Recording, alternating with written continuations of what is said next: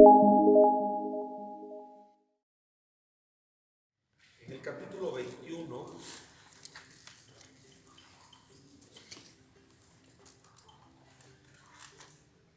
ustedes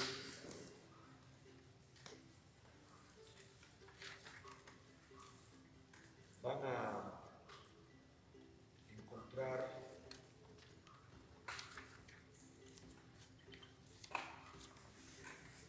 respecto a esta grande idea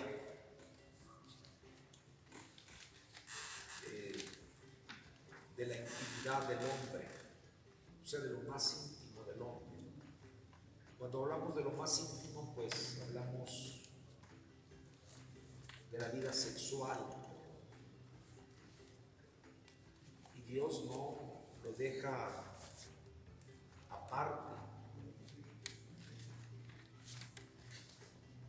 fuera de su palabra. Más bien le da la importancia de vida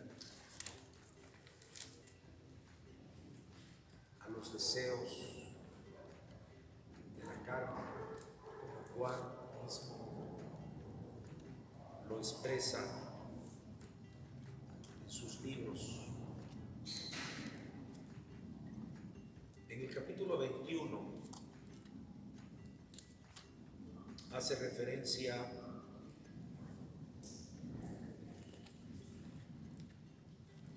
en el versículo 15 a una realidad. Si un hombre tuviera dos mujeres, la una amada y la otra aborrecida, y la amada y la aborrecida le hubieran dado hijos, y el hijo primogénito fuere de la aborrecida, en el día que hiciere de dar a sus hijos lo que tuviere, no podrá dar el derecho de primogenitura al hijo de la amada, con preferencia al hijo de la aborrecida, que es el primogénito. No voy a continuar, solamente quiero que vean ustedes brevemente del capítulo 21 al capítulo 25 las veces que Dios ordena a Moisés hacer referencia a la vida íntima del hombre. En este caso habla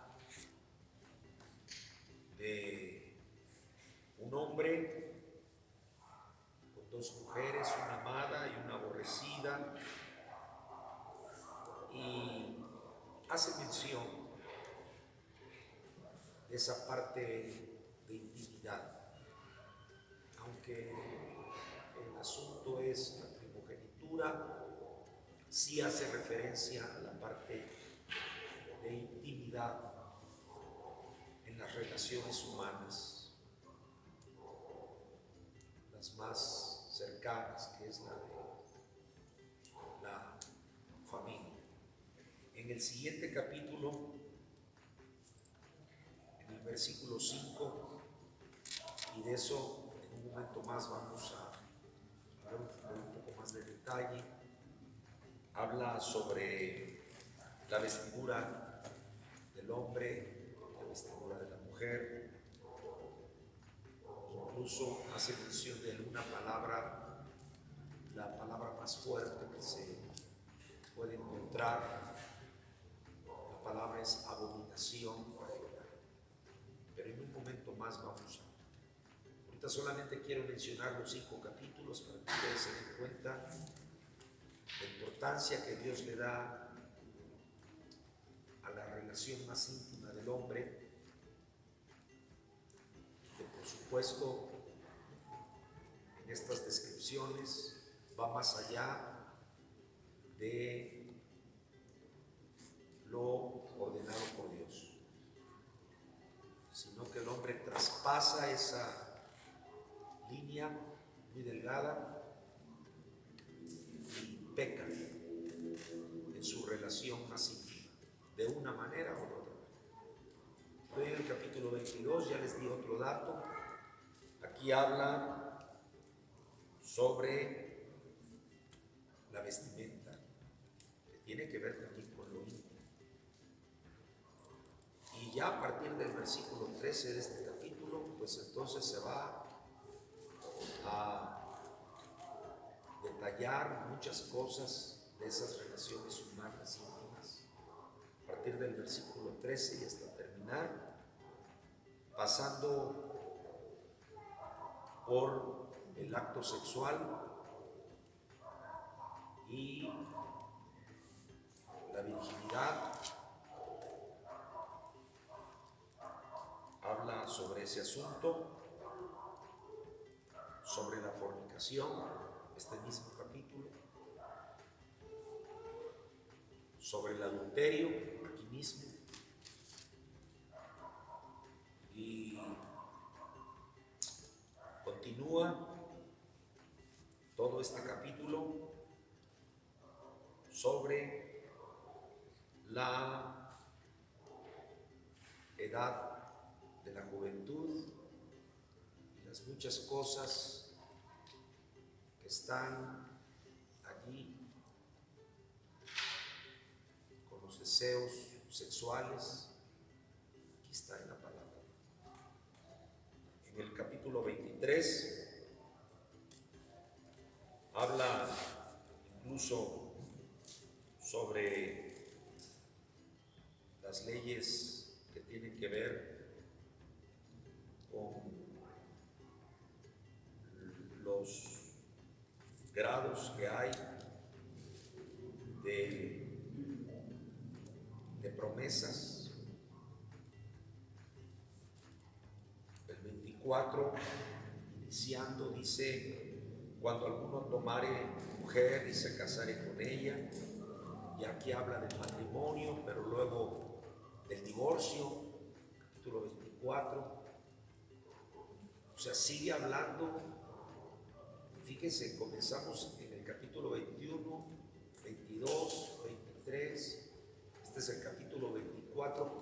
Es decir, que Dios le da a Moisés orden, mandato, para que hable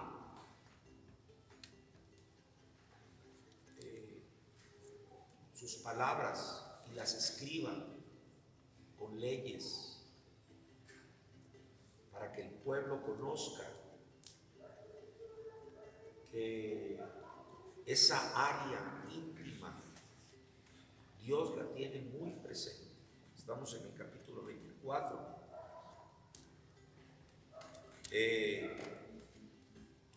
Y en el capítulo 25 habla nuevamente sobre algunas cosas que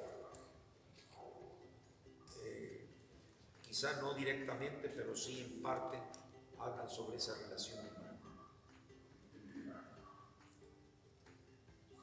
Ya cambia el tema en el capítulo 26, pero vamos ahora a detallar un poquito más con las preguntas. A partir de la pregunta número 25 y nos vamos a llevar hasta la 35, ya un poco en detalle. Primero, que debe de haber una consideración importante en abrir nuestros ojos, y si abrimos los nuestros, abrir los ojos oportunamente y con el respaldo de Dios, en el tiempo de Dios, a nuestros hijos, aunque sean muy pequeños para nosotros.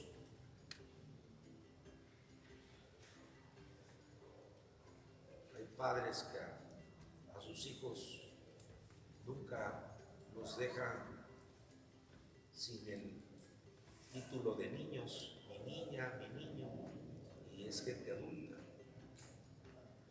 Pero no me estoy refiriendo a eso, me estoy refiriendo a niños, literalmente, que tienes que hablar con ellos, debes de hablar con ellos,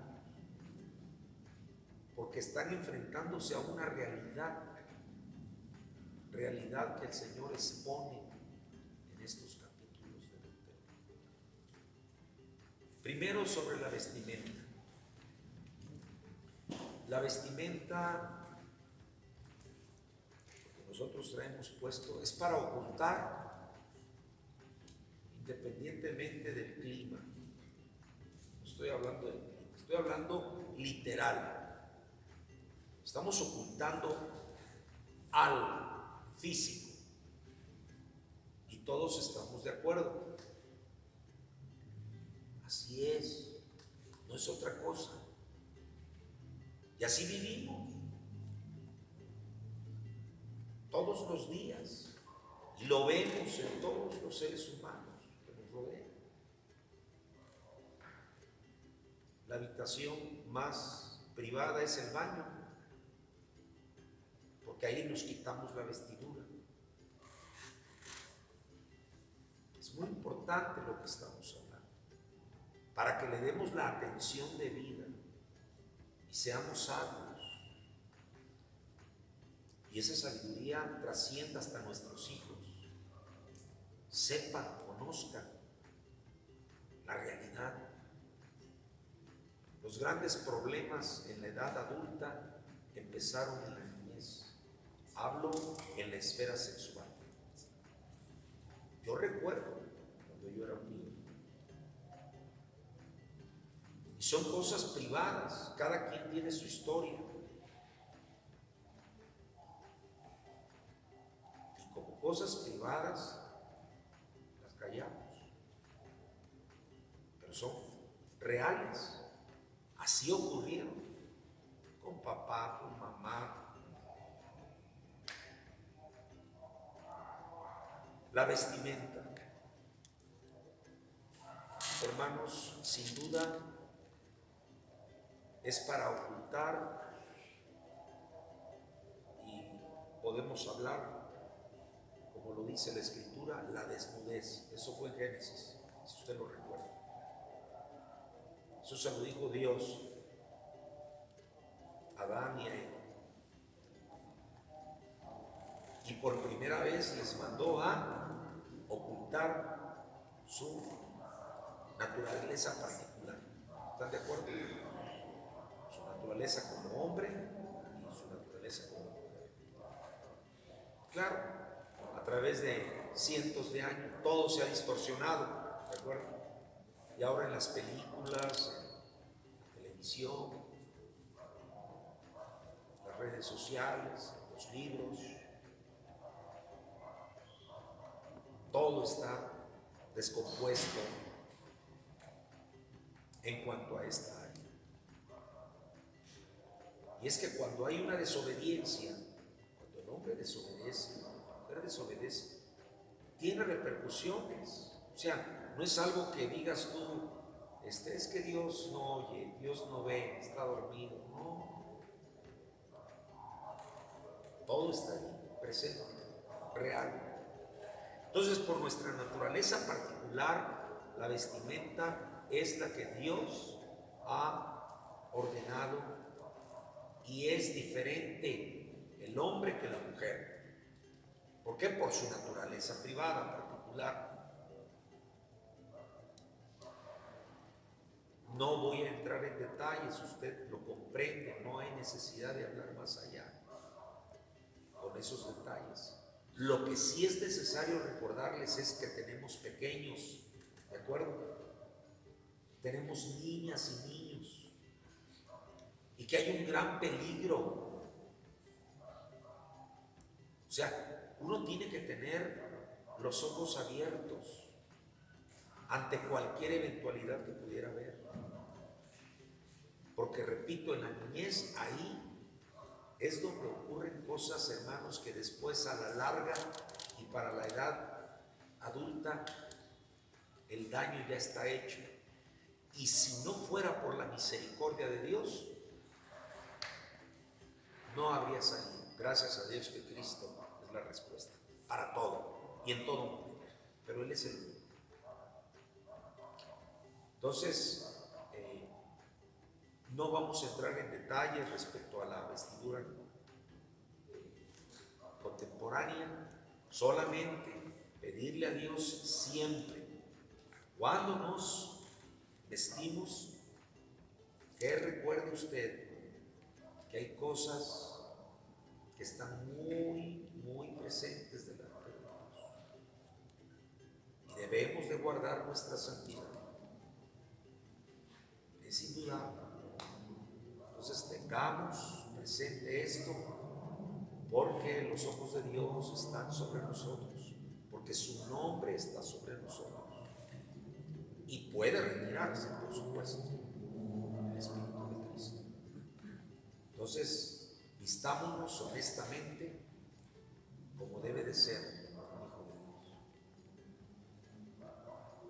La siguiente pregunta tiene que ver con los pecados sexuales. Esto de la vestimenta está en 22:5 y en Deuteronomio 22 del 13 al 30 ya hemos mencionado algo al respecto. Ahí están ciertos pecados sexuales, pero usted conoce varios de estos pecados: homosexualidad, exhibicionismo, violaciones, incesto, adulterio, fornicación. ¿Cuántos llevo? ¿Cuántos llevo? No, hermano, y hay otras cosas más. Bestialismo, no, olvídese usted, hermano.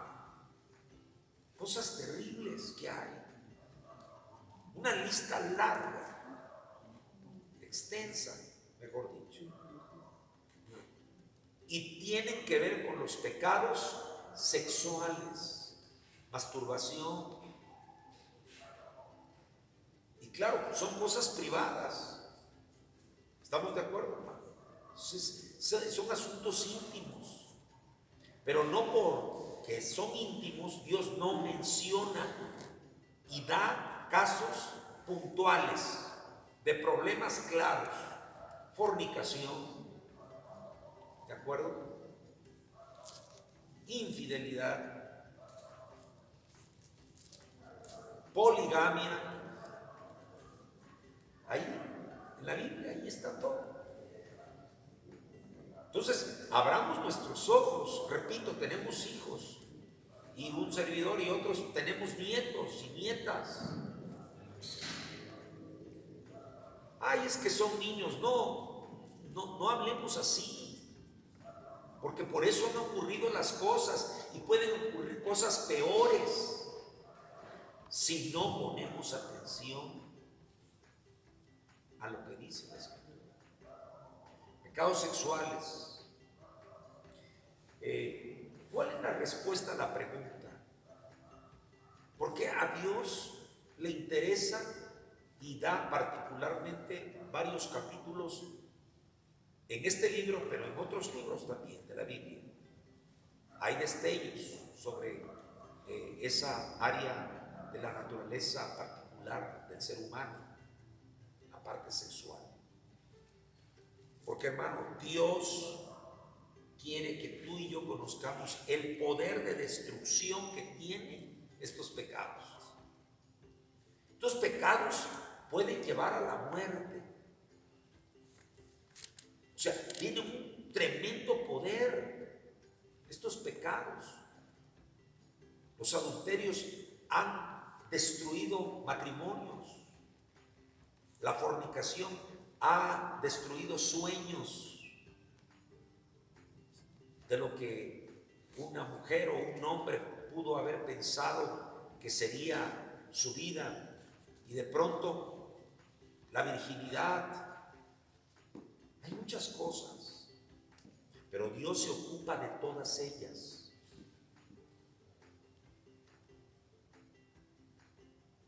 Tengamos cuidado. Esta pregunta de por qué Dios se interesa que sepamos los pecados sexuales, como el del rey David, ¿recuerdan ustedes?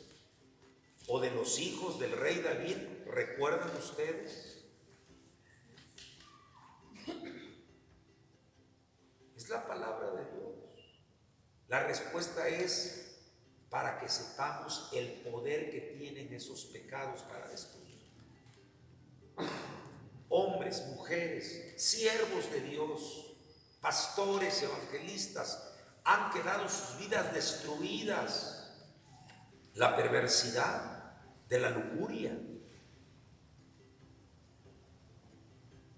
las revistas pornográficas. Usted lo sabe, ¿verdad, hermano?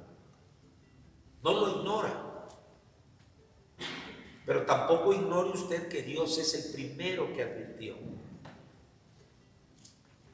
Ay, mi niña. No, ya no es tu niña. Niña así como tú la ves. No, tu niño. Cuidado. Ay, es que tiene 6, 7 años. ¿Qué puede? No hagas eso. No abones para la destrucción de tus hijos. Tienes que tener cuidado. Ten una plática con ellos y el Espíritu te va a dar testimonio en dónde se encuentran. Así que Dios menciona los pecados sexuales por el poder que tienen para destruir, para hacer mal la vida de un ser humano. Ahora, hermanos, el sexo, que no queremos tocarlo en familia, o sea, decimos, no, ¿cómo voy a hablar yo del sexo? Pues mírame, yo estoy hablando aquí en la casa de Dios del sexo. Pero ¿sabes por qué? Porque la Biblia habla del sexo. Si no, no lo hablara. El sexo tiene una tremenda fuerza persistente aquí y en nuestro cuerpo. Persistente y dinámica, se mueve todos los días, todos los días, todos los días, todos los días. La diferencia está en que por la gracia de Dios, algunos de nosotros, me cuento entre ellos hasta este momento, es un pensamiento que pasa rapidísimo, porque no le doy lugar a esos pensamientos. Mi mente está ocupada, está aquí conmigo. Estoy ocupado en otras cosas. No estoy ocupado en el sexo. Mi Dios me está viendo y Él me oye. Él sabe quién soy yo. Entonces no estoy en ese asunto. Mi vista tiene que estar siempre retirada de algo que me esté a mí incitando, al igual que usted. Hermano, la más terrible emoción que puede estar, enseñábamos a la iglesia femenil respecto a la emoción terrible que es el temor, el miedo. Pero hay otra grande emoción, es esta, la parte sexual. Mira cómo puede cambiar una mente. No, es que estoy enamorado de tal persona. Oye, pero no debes, no es que, o sea, está emocionado. Su emoción llegó a alturas inimaginables que lo hacen pecar. Hermanos, tengamos cuidado en esta área. Es una área muy delicada y Dios le da lugar en su palabra.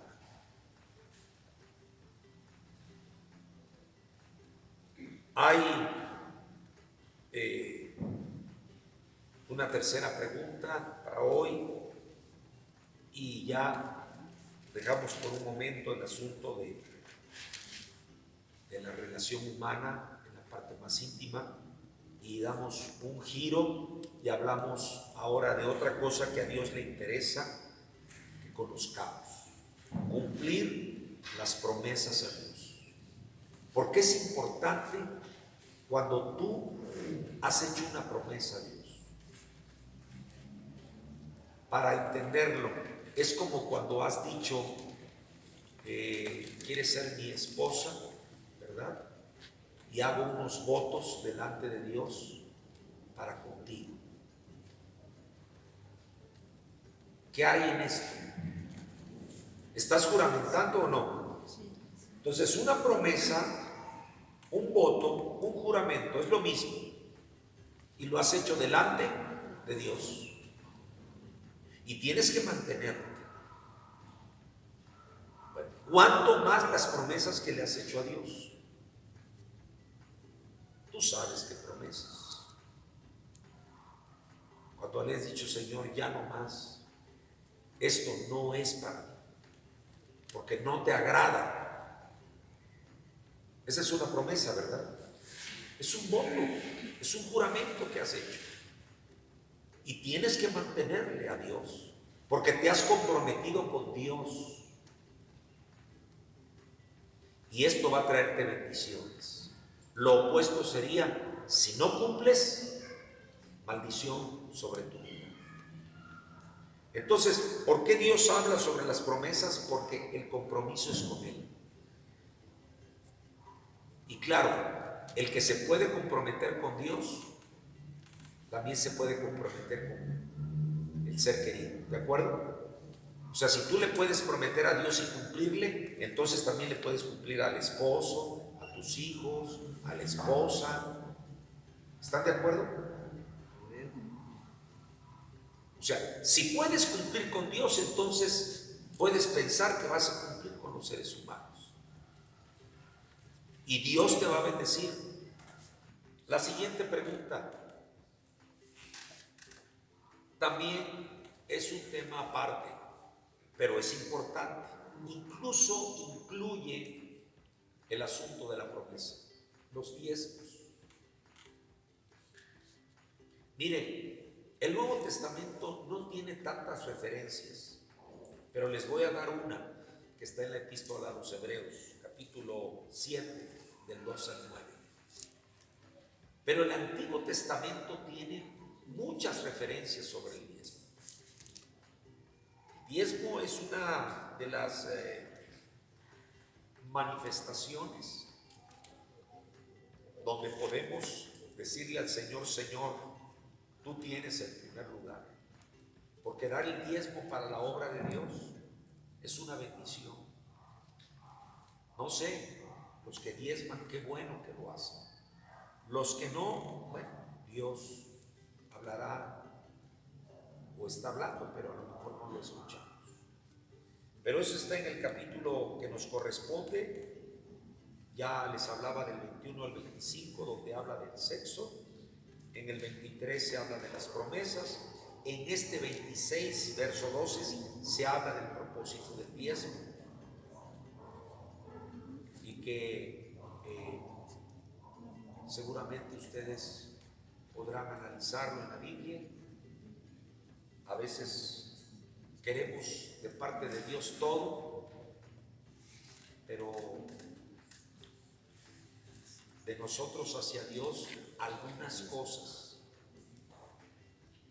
Pensamos, en este caso del diezmo, que no es necesario. Equivocados estamos.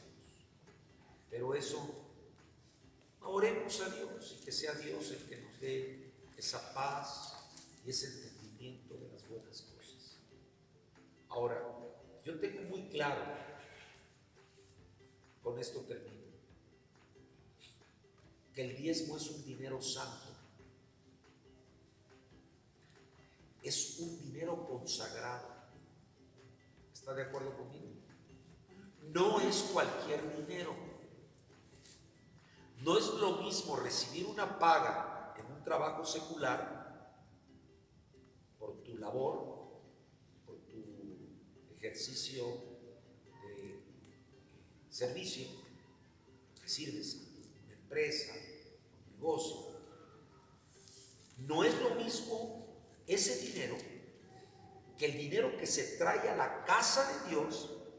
Fíjese bien, lo digo con responsabilidad. y se ponen en el alfolí.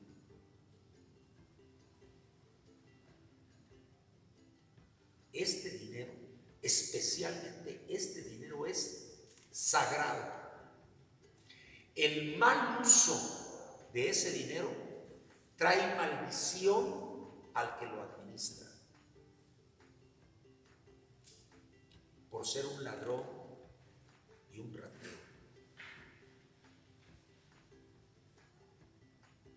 Cada peso que se da en esta casa es un dinero sagrado. Si se le da un mal uso, va a venir contra el que administra esos dineros. Así que no es tan sencillo pensar, pues me gustaría ser un siervo de Dios. No, al que más se le da, más se le pide. Y un día estaremos delante de la presencia de Dios.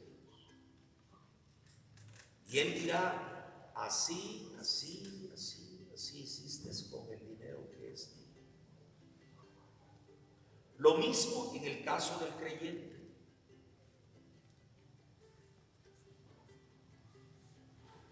No diez más.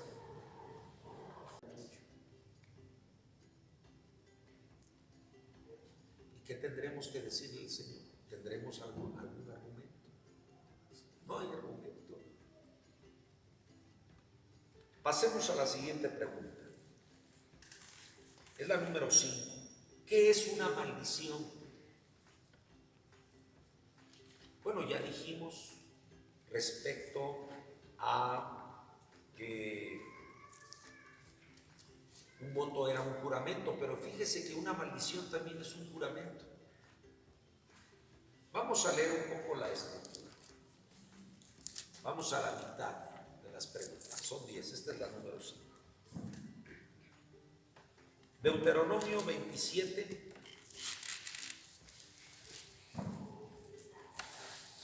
11.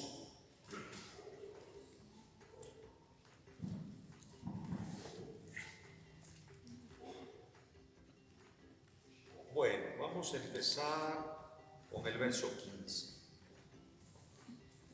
Maldito el hombre que hiciere escultura o imagen de fundición, abominación a Jehová, obra de mano de artífice, y la pusiere en oculto.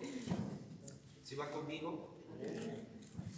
Y todo el pueblo responderá y dirá, amén. Por cierto, hay una pregunta que tiene que ver con la palabra amén. También con esa vamos a terminar. Con esa pregunta, pues prácticamente es la número 11 de las que hoy vamos a tocar. Fíjese, aquí ya puede usted ir viendo cuánto significado profundo tiene la palabra amén. Es simplemente coronar el compromiso que haces, ¿de acuerdo? O sea, cuando tú dices amén, ¿por qué creen ustedes que yo grito y fuerte? Amén. Y todos amén. Porque estás sellando tu compromiso con Dios. Pero bueno, vayamos al asunto de la maldición. Después de cada maldición que tú puedes aquí ver escritas, hay un amén al final, ¿de acuerdo? Es decir, estás juramentando. Una maldición es un juramento, ¿están de acuerdo? Es un juramento que lo confirmas con una palabra de 4 letras que se dice amén. Maldito el que deshonrare a su padre o a su madre. Y dirá todo el pueblo, amén. Cuidado con eso. Eso lo vamos a ver en un momento más. Y bueno, aquí está una serie de juramentos, de maldiciones selladas con un amén. Entonces, solo para pues dar un poquito más de explicación. El uso general del término lo define como un deseo que es para mal. Por eso se llama maldición, ¿de acuerdo? O sea, cuando dice maldito serás, es un deseo, ¿no? ¿O no? O sea, Dios declara y dice maldito serás si haces esto. Pero es un deseo para mal. Y bueno, entonces, ¿dónde está el Dios bueno? Dios es Dios. Y Él requiere que hagamos lo bueno. Pero si no hacemos lo bueno, entonces aplica la maldición. ¿De acuerdo? ¿Qué más? Bueno, la maldición como uso bíblico, en el uso bíblico, en lo que encontramos continuamente, ya no estoy hablando de no creyente, que oíamos, oye, no digas maldiciones. Sí, recuerdan, y no conocíamos a Dios, ¿no? Se referían a un deseo de algo malo. Ese es el uso común, popular, general. Ahora, pero el uso bíblico es una relación que inmediatamente aquí en nuestra mente se aplica con el pecado o al pecado. ¿De acuerdo? O sea, nosotros sabemos que la maldición va unida, ligada al pecado. O sea, tiene que ver con el pecado. Dios dice, maldito serás, por supuesto que sí, si pecas, si transgredes la ley. Lo opuesto sería, bendito serás, si obedeces el mandamiento.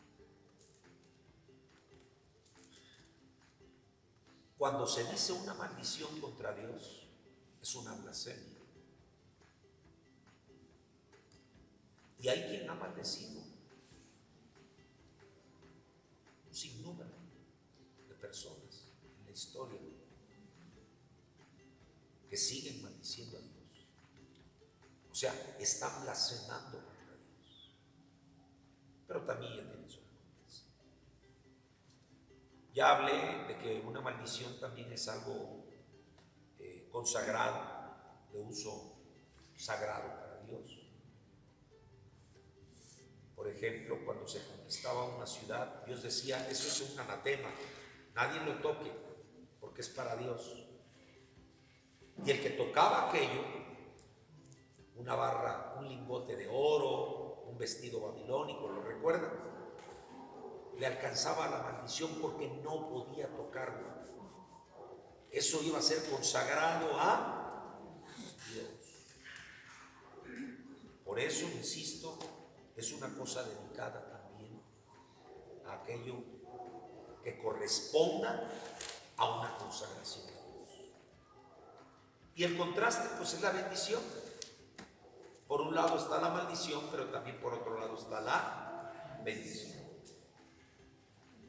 Hay, finalmente, en cuanto a esta pregunta, una referencia cristológica, cuando la misma Escritura, ahí,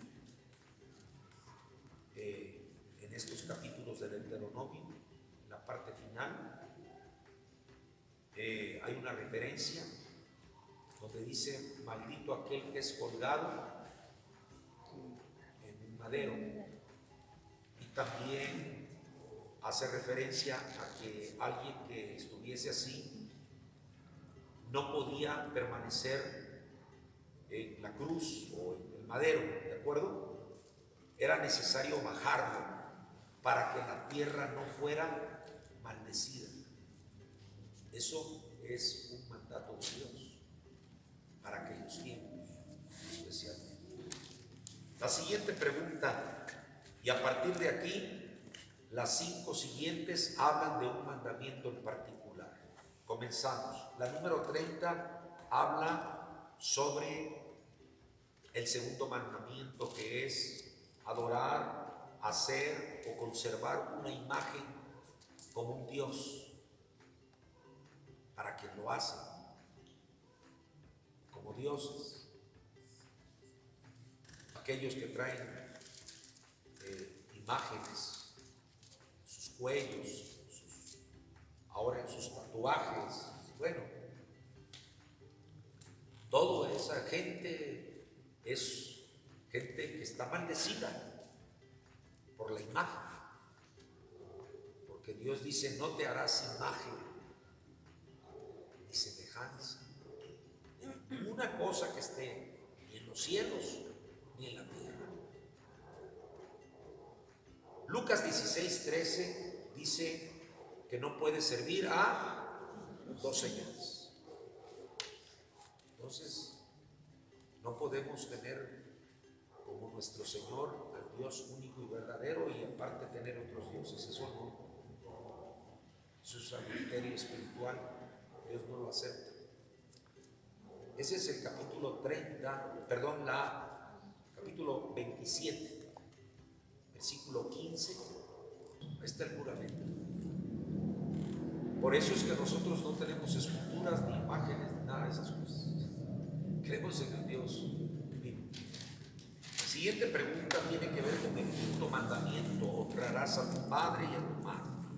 Eso está en el 27:16. Mira, hermano, está comprobado por mí, pero también por otros muchísimos, que cuando un hijo maldice o deshonra, mejor dicho, a su padre o a su madre o a los dos, recibe maldición. Hay cosas que hemos visto terribles. Por lo tanto, Mateo 10:37 incluso, Jesucristo da una referencia de esa falta de respeto, falta de expresión de amor hacia los padres, falta de estima a los padres. Mateo 10:37. ¿A dónde está la relación entre esto y el quinto mandamiento y el primero con promesa? Por supuesto. Bueno, en que sin duda cuando tú honras a tus padres, no necesariamente, porque conocemos personas que sí honran a sus padres de muchas maneras, pero no honran a Dios. Sin embargo, alguien que honra a Dios seguramente honrará a sus padres. Y nos da aquí el Señor una explicación de qué tan importante es la honra a los padres. Y la explicación es sencilla. Si tú honras a Dios, no será difícil para ti honrar a tus padres. Es algo que el mismo temor a Dios, la sabiduría, te lo va a hacer sentir y creer en esa bendición. Y aunque por supuesto hay que honrar a los padres, primero está Dios. Por eso esta declaración del verso 10:37 de Mateo. Muy bien. La siguiente pregunta tiene que ver con el octavo mandamiento. Es la 32. Y en el 27:19 de Deuteronomio, hermano, el octavo mandamiento dice: no robarás. Y esto necesariamente tiene que ir directamente ligado al derecho. Por ejemplo, alguien que entra en un establecimiento con un arma y, bueno, que va en un transporte y empieza a amenazar para que le den sus bienes, lo que está haciendo es quitando el derecho de esas personas que tienen sobre sus propios bienes. ¿Es así o no es así? Yo tengo derecho, si traigo dinero, es mi dinero, yo tengo derecho de hacer lo que yo creo que debo de hacer. Pero si otra persona viene y me lo quita, me lo roba, está truncando mi derecho. Pero acabamos de leer aquí en el capítulo 27, versículo 19. No podemos quitar el derecho a nuestro prójimo.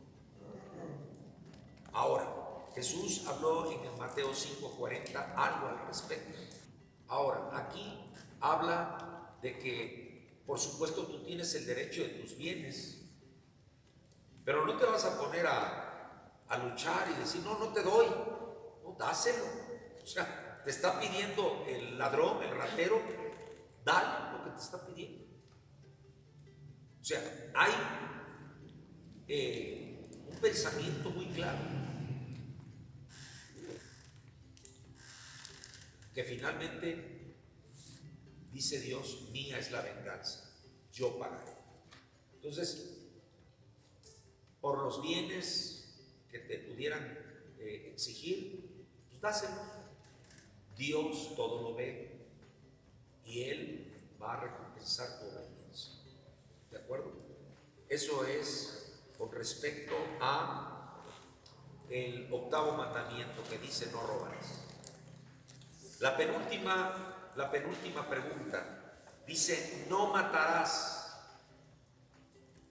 Y en Deuteronomio 27:25, ¿cómo dice? Así es. Luego Jesús esto lo confirma en Mateo 5:22. Hermano, hay una palabra que no la conocemos mucho, pero se llama cólera. No es la enfermedad.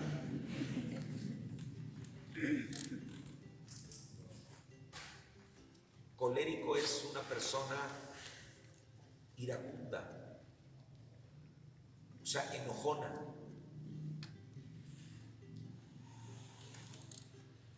Que se aira, se molesta, que no tiene paz. Y ciertamente todos nos hemos enojado. Yo tengo que aceptarlo en mi persona. Aquí lo importante es cuánto te va a durar el enojo. Si el enojo te va a durar más de 24 horas, que fue la ilustración que Cristo dijo, y que no se ponga el sol sobre nuestro enojo, entonces estamos rompiendo un mandamiento. Sí, hay cosas que nos enojan, nos molestan, pero hay que asegurarnos que sean pocos los minutos o pocas las horas. Y luego inmediatamente perdonar. Porque no vas a poder cambiar a las personas. ¿Quién tiene el poder para cambiar a alguien? Nadie. Entonces hay que aceptar las consecuencias, tanto buenas si perdonas, malas si no perdonas. Ahora, respecto a esto de no matar, hay quienes solamente habían pensado que era quitar la vida literalmente a una persona en el cuerpo, pero no es así. Es verdaderamente, como dice el Señor, es quitarle la paz, quitar tu propia paz.